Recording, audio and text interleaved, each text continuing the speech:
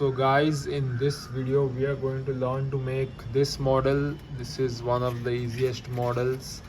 This is the front side, this is the back side. For this I've used a 16 division square with all diagonals, and you can make this on a 24 or a 32 division also. So I'm just going to show you the crease pattern. So the square is like, let me open it up like this. So you have big square, small square, big square, small square, and there are lines running out of it.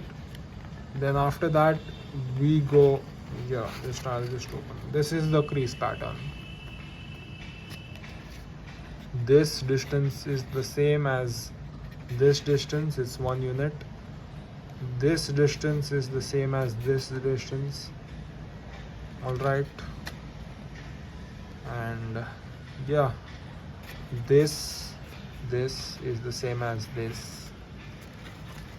Just replicate this pattern. Replicate this pattern. From the back it's like this. Replicate the pattern and you will be done with it. I hope this was easy. This is very easy. I think you could just repeat it.